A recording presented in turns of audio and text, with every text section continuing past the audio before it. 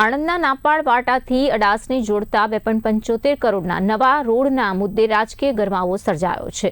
કોંગ્રેસના જિલ્લા પંચાયત સભ્ય પિયુષ રાજ દ્વારા રોડનું ખાતમુહૂર્ત કરવામાં આવતા સમગ્ર વિસ્તારમાં રાજકીય ચર્ચાનો માહોલ જોવા મળ્યો છે। આ પ્રસંગે આણંદના ભાજપના સાંસદ મિતેશ પટેલ પર ગંભીર આક્ષેપો કરાયા છે કે તેઓ છેલ્લા ઘણા વર્ષોથી ગામમાં વિકાસ કાર્યો માટે હાજર નથી રહ્યા। આ સાથે જ કોંગ્રેસ તરફથી ખુલ્લી ચેતવણી પણ આપવામાં આવી છે કે જો વિકાસ કાર્યોમાં અવગણના ચાલુ રહેશે તો આગામી સમયમાં વધુ આંદોલન કરવામાં આવશે। આજ રોજ નાપાડ વાટાથી સુલતાનપુરા ચાણસીપુરા અડાસને જોડતા રસ્તાનું 5.5 કિલોમીટર રસ્તાનું જે ખાતમુહૂર્ત કરવામાં આવ્યું છે।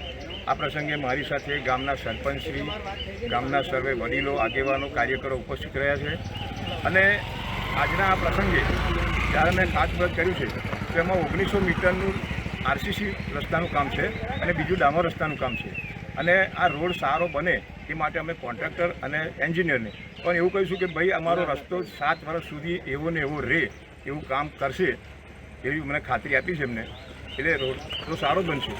બીજું કે આજ રોજ અમે જે આ ખાતમુહૂર્ત રાખ્યું છે એમાં અમારા સાંસદ શ્રી આણંદ લોકસભાના લોકલાડીલા નેતા જે નાપાડ વાટા ખાતે લગભગ મને યાદ છે ત્યાં સુધી 7 વર્ષમાં એક વખત આવ્યા છે અને પાછા આજે 2 વાગે ભાઈ ખાતમુહૂર્ત કરવા માટે આવી રહ્યા છે। તો મારે સાંસદશ્રીને એવું કહેવું છે કે તમે આ નાપાડ વાટા ખાતે જો તમને હૈયે હિત વસેલું હોય તો તમે નાપાડ વાટામાં તમારી 7 વર્ષની અંદર નાપાડ વાટા ખાતે કેટલા રૂપિયા ગ્રાન્ટ આપી એ અહીંયા આવો ખાતમુહૂર્ત કરવા તો જણાવજો। બીજું કે એમની જે પ્રણાલી છે કે નાપાડ વાટા ખાતે એમને જ્યારે 2019માં એવા જ્યારે ચૂંટણી લડ્યા હતા ત્યારે પ્રવીણસિંહ હરીસિંહ રાઠોડે એક મનથી એવી બાધા રાખી હતી કે ભાઈ હું આવા જીતીને આવશે તો એમની સાકર તુલા રાખીશ પંચમસા બાવાની દરગાહે।